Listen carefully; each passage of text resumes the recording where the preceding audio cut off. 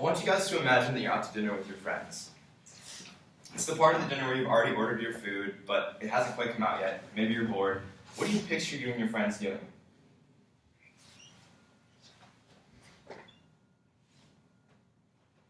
This look familiar? The truth is that technology is a constant these days, right? I mean, we use smartphones and computers on a daily basis. The problem is that this is becoming increasingly true with children. Let's take my little brother, for example. He just turned 9 last Friday. He's constantly playing video games, he hates going outside, and the biggest problem is that I've never actually seen him read a book.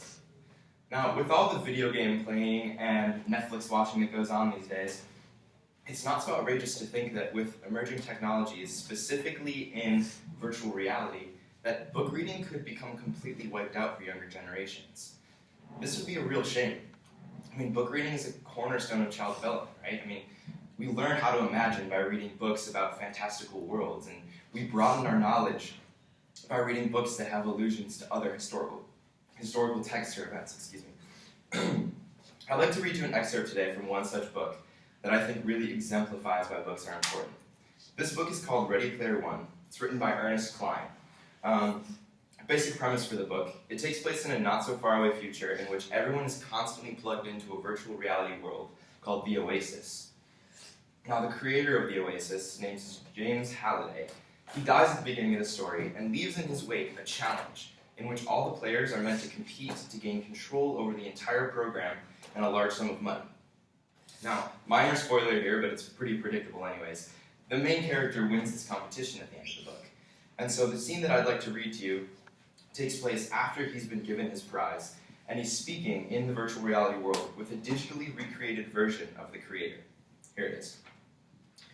Halliday slid the bookshelf back into place, concealing the button once again. Then he startled me by putting his arm around my shoulders.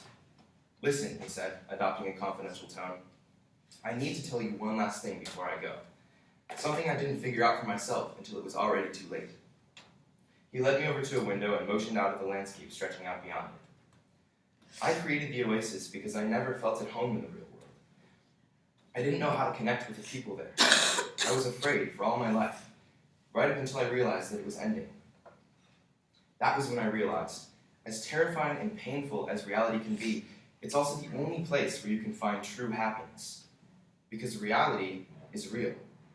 Do you understand? Don't make the same mistake I did. Don't hide in here forever." Now, in a world where we are inching closer and closer to being confronted by virtual reality, I think these words are especially poignant. And the fact that they were put in a book rather than some other medium like a TV show or a movie or a video game is also very significant. Books are a way to learn. Now, wouldn't you rather escape to another world or learn some knowledge that could change your outlook on life without an elastic band advisor choking your senses? At the end of the day, we are the ones that are responsible for making sure that the next generations have books in their hands instead of video game controllers. So in conclusion, today I'd like to ask for a promise from you guys. I want you to promise that when you send your kids off to have dinner with their friends, you send them with the expectation that they know better than to focus on a rectangular piece of glass instead of the valuable and wonderful people that are sitting right around them. I think that's a promise.